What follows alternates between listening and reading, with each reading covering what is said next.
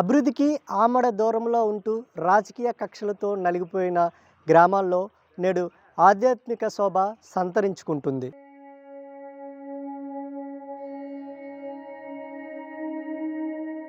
ఒకప్పుడు నిర్లక్ష్యానికి గురైన గ్రామాలు నేడు భక్తిభావంతో కొత్త ఊపిరి పీల్చుకుంటున్నాయి.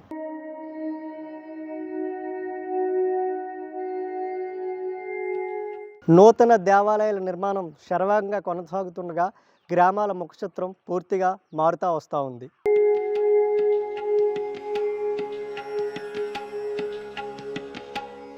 భక్తుల ఐక్యత భాగస్వామ్యంతో, గ్రామస్తుల భాగస్వామ్యంతో ఈ గ్రామాలు ప్రత్యేక ఆకర్షణగా నిలుస్తూ ఉన్నాయి. ఇక్కడ సరికొత్త దేవాలయాలు నిర్మాణం శరవేగంగా జరుగుతూ ఉంది.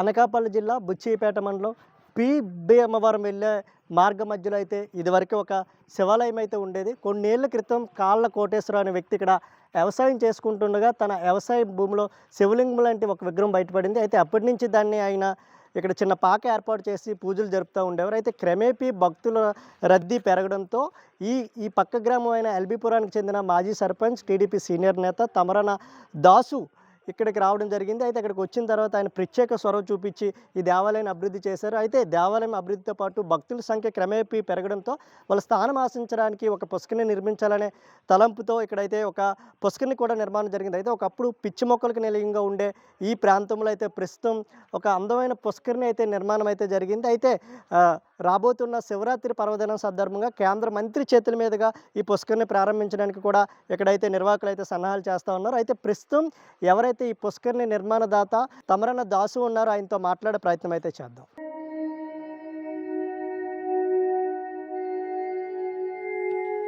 దాస్ గారు చెప్పండి, ఒకప్పుడు ఈ బుచ్చిపేట ప్రాంతం అనగానే ఎర్రవై ప్రాంతం గుర్తుకొచ్చేది. ఎప్పుడు కూడా రాజకీయ తగాదాలకు కేర్ ఆఫ్ అడ్రస్గా లేదంటే అభివృద్ధికి ఆమడ దూరంలో ఉన్న ఈ గ్రామాల్లో ప్రస్తుతం అయితే ఒక ఆధ్యాత్మిక శోభ అయితే సంతరించుకుంది. మీ హయాంలో ఈ అందమైన పుష్కరిణి నిర్మాణంతో పాటు అక్కడ దేవాలయం నిర్మాణం జరిగింది. అసలు ఎందుకు వచ్చింది ఈ థాట్ అనేది మీకు? ఈ వీడియో చూస్తున్నటువంటి ప్రేక్షకులందరికీ కూడా నా ఒక ముఖ్య ధన్యవాదాలు. నా పేరు తమరన్ దాసు. నేను ఎల్బీ పగ్రారం మాజీ సర్పంచ్ని. ఒరిజినల్గా నాకు దేవాలయాలంటే కట్టడం అనేది కొద్ది ఇంట్రెస్టు. నేను 2001లో ఆనాటి ఎంపీ గంటా శ్రీనివాసరావు ఆధీనంలో మా ఊరిలో బ్రహ్మాండమైనటువంటి రామాలయం కట్టి ప్రతిష్టాత్మకమైనటువంటి ప్రతిష్టా కార్యక్రమాలు చేసి 3 రోజులు అన్నదానం చేసి నాటి నుంచి నేటి వరకు పూజలు జరుగుతున్నాయి. అలాగే 2014లో మరి మా గ్రామంలో యాదవాస్ ఎక్కువ మంది ఉన్నారు. అందుచేత నా సొంత నిధులతో ఒక కృష్ణుడి టెంపుల్ కట్టి అది కూడా బ్రహ్మాండంగా ప్రతిష్టా కార్యక్రమాలు చేయడం జరిగింది. అలాగే 2019లో మా స్థానిక శాసనసభ్యులు కేఎస్ఎన్ఎస్ రాజు గారి ఆధీనంలో మా గ్రామంలో ప్రతి సంవత్సరం సంక్రాంతి రోజున తీర్థం జరుగుతుంది. పండగ తీర్థం అన్నీ ఆ రోజే. ఆ పండగకి సంబంధించి అచ్చంపేరంటాలు గుడి అనేది వాళ్ళందరూ వచ్చి మనల్ని కట్టమని అడిగితే శాసనసభ్యులు కోరిక మేరకు, శాసనసభ్యులు ఆమోదం మేరకు ఆ రోజు కూడా టెంపుల్ కట్టి ఈరోజు కూడా బ్రహ్మాండంగా కార్యక్రమం జరుగుతుంది. అలాగే ఈ టెంపుల్ ఇక్కడ శివలింగం సుమారు ఒక 50-60 ఏళ్ళ కిందట దొరికితే అది పట్టుకొని కాళ్ళ కోటేశ్వరరావు అని ఈ భూమి ఇక్కడే ఉంది. ఆ భూమిలో ఉన్నటువంటి శివలింగాన్ని పట్టుకొని ఒక చిన్న రేకుల షెడ్డు మాదిరిగా వేసుకొని దాన్ని పూజలు చేసుకుని ఉండేవాడు. ఆయనది కూడా మా గ్రామమే. అందుచేత నేను టెంపుల్స్ కడతాను అనేటువంటి ఉద్దేశంతో నా దగ్గరికి వచ్చి ఆ శివునికి కొద్ది నీడేయమని చెప్పి 2022లో కోరడం జరిగింది. ఆయన కోరిన వెంటనే మనం 2022లో ఆ శివాలయం మొదలెట్టి స్టార్ట్ చేసి 2023లో శ్రీమాన్ కసింకోట రేజేటి రామానుజాచార్యులు వారిచే బ్రహ్మాండంగా ప్రతిష్టా కార్యక్రమం చేసి నాటి నుంచి నేటి వరకు కూడా సుమారు ప్రతి కార్తీక మాసంలో కానీ శివరాత్రికి కానీ 5,000 తక్కువ లేకుండా అన్నదాన కార్యక్రమాలు కూడా చేస్తున్నాం. అయితే ఇక్కడ ఏదో శివలింగ మహోత్సవం బాగా ఉందని చెప్పి ఈ ప్రాంతంలో ప్రశాంతత వాతావరణం కల్పించాలనే ఉద్దేశంతో కార్తీక మాసంలో భక్తుల రద్దీ ఎక్కువ అవుతుంది. కార్తీక మాసంలో స్నానం ఆచరించడానికి ఇబ్బందిగా ఉందనే ఉద్దేశంతో శివునికి ఈశాన్య దిశలో ఉన్నటువంటి ఒక మంచి కోనేరు నిర్మించాలనేటువంటి దృక్పథంతో ఈ కోనేరు ఏర్పాటు చేయడం జరిగింది.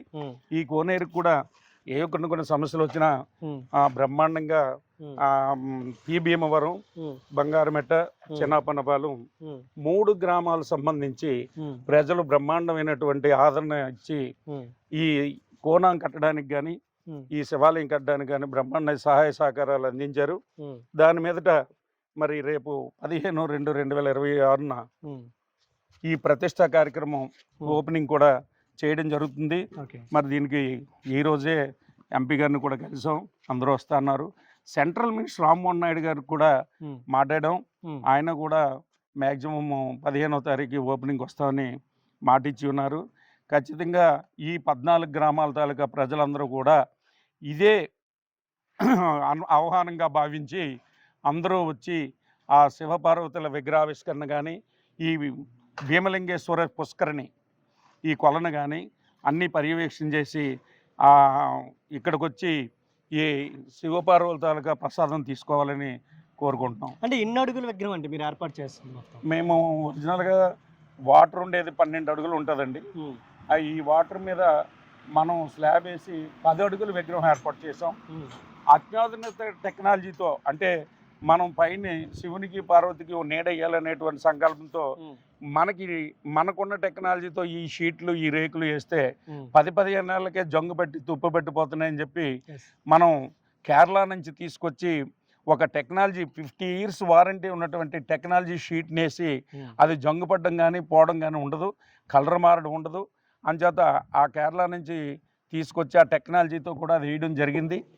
అంచేత దానికి మరి ఈ 4 గ్రామాల సమూలంగా మధ్యన ఉన్నటువంటి శివాలయానికి ప్రశాంతత వాతావరణం కలగాలని చుట్టూ ఒక మంచి గ్రీనరీ మొక్కలు వేయడం జరిగింది.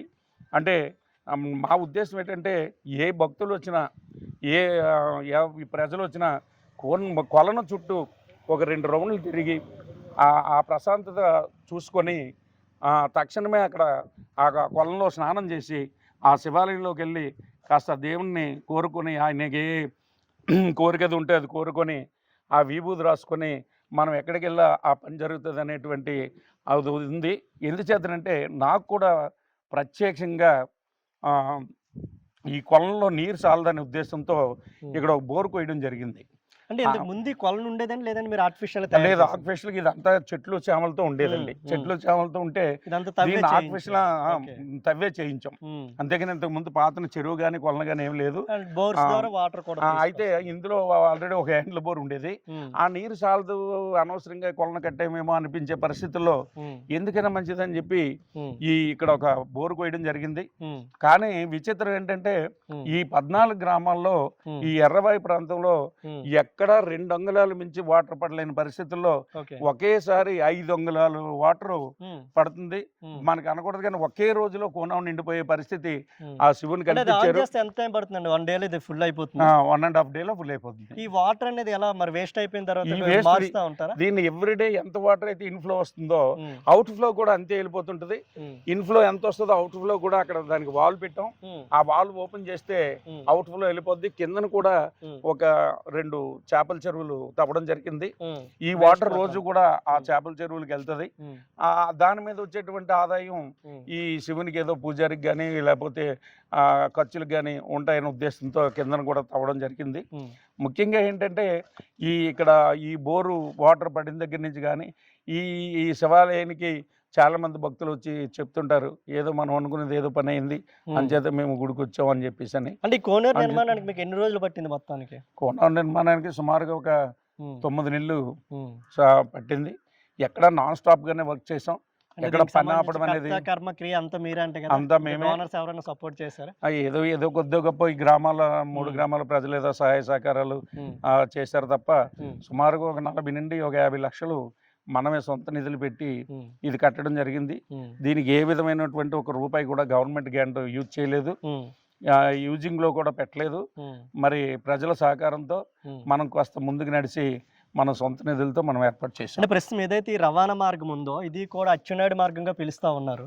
అంటే ఆనాడు అచ్చెన్నాయుడు గారు కేంద్ర మంత్రి ఉన్నప్పుడు ఆయన నిధులు ఇచ్చారని కూడా 2002లో కేంద్ర మంత్రి కింజారపు ఎర్రవనాయుడు గారు ఓకే. ఇక్కడికి వచ్చి ఈ ఈర్ల శ్రీరామ్మూర్తి అని Yeah. మన స్టేట్ విఆర్ఓల సంఘం మాజీ అధ్యక్షులు ఆయన ఆ రోజుల్లో ఎర్రవనాయుడు గారిని తీసుకొచ్చి ఒక మట్టి రోడ్డుగా ఉన్నటువంటి ఈ రోడ్డుని, ఒక కాలిబాటగా ఉన్నటువంటి రోడ్డుని తారు రోడ్డుగా నిర్మాణం చేయడానికి ఆ రోజు ఎర్రవనాయుడు గారిని తీసుకొచ్చి ఇక్కడ శంకుస్థాపన చేయించి గ్రాంట్ ఇప్పించి ఆ రోజు దిబ్బడిలో మీటింగ్ కూడా పెట్టడం జరిగింది ఎర్రవనాయుడు గారు. అదే ఉద్దేశంతో ఇప్పుడు ఏంటంటే ఈ మార్గాన్ని కింజారపు ఎర్రవనాయుడు మార్గం అని చెప్పి ఆర్చ్ కూడా ఒకటి ఇప్పుడు ప్రిపరేషన్లో పెడతా ఉన్నాం. ఇది కూడా ఎర్రవనాయుడు రామ్మోహన్ నాయుడు గారికి మొన్న రాజమండ్రి వెళ్ళి మేము కలిసినప్పుడు ఈ విషయం కూడా చెప్పాం. అప్పుడు నాన్నగారు ఇది ఇచ్చారు, దానికేమో నాన్నగారి పేరు పెట్టాలని చెప్పి ఆర్చ్ కడుతున్నాం, అది కూడా ఓపెన్ చేయాలి. ప్లస్ అక్కడ ఈ దగ్గరలో ఆనుకొని శివాలయం మనం కార్యక్రమం చేసాం. ఆ శివాలయం దగ్గర కూడా మీరు వచ్చి మీరు అడుగుపెట్టి కొబ్బరికాయ కొట్టాలని చెప్పి మనస్ఫూర్తిగా కోరడం జరిగింది. ఎంత టైం అయినా వీళ్ళున్నా తక్షణమే వచ్చి నేను వస్తానని చెప్పడం జరిగింది. అయితే ఇప్పుడు ఎర్రవనాయుడు గారు ఇచ్చే మార్గం కూడా కాస్త అంటే సుమారు 20 సంవత్సరాలు అవుతున్నందున రోడ్డు కూడా కొద్ది డ్యామేజ్ అయింది. ఇప్పుడు మంత్రివర్యులు రామ్మోహన్ నాయుడు గారిని కూడా ఈ రోడ్డు మళ్ళీ రీఎస్టిమేట్ చేసి నూతనంగా మళ్ళీ శాంక్షన్ ఇవ్వాలని చెప్పి అడగాలని అనుకుంటున్నాం. అంటే శివరాత్రి అలాగే మరి రేపు ఎంపీ మా సీఎం రమేష్ గారిని కూడా స్థానిక శాసనసభ్యుల కోరిక మేరకు ఇక్కడ ఏంటంటే భక్తులు వచ్చినప్పుడు శివాలయం కూడా చాలా ఇబ్బందిగా ఉంటుంది, చిన్నది. దీనికి ఏంటంటే మా ఉద్దేశం కూడా ఏదైనా అభిషేకాలు చేసుకోవాలన్నా, ఏదైనా ఇక్కడ శివాలయానికి వచ్చి వంటలు చేసుకోవాలనుకున్నా చాలా ఇబ్బంది అవుతుంది.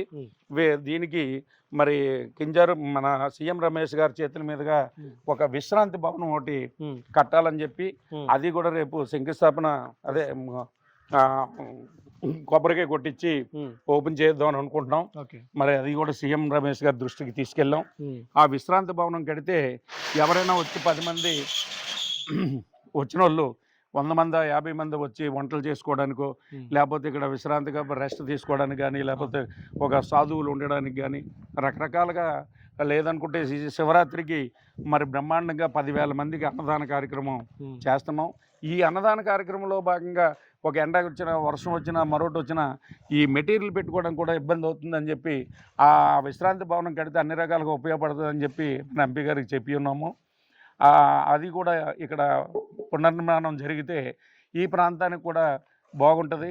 మరి రానున్న రోజుల్లో హిందూ సాంప్రదాయ ప్రకారం దైవభక్తి పెరిగింది. ప్రతి సంవత్సరం భవానీ మాలలు కానీ, శివమాలలు కానీ, అయ్యప్ప మాలలు కానీ, వినాయకుడి మాలలు కానీ, వెంకటేశ్వర మాలలు కానీ రకరకాలుగా భక్తి శ్రద్ధలతో మాలలు వేస్తున్నారు. అలాంటి వాళ్ళు కూడా వచ్చి ఏదో పూజలు చేసుకోవడానికో ఉండడానికో విశ్రాంతి భవనం కూడా అవసరం.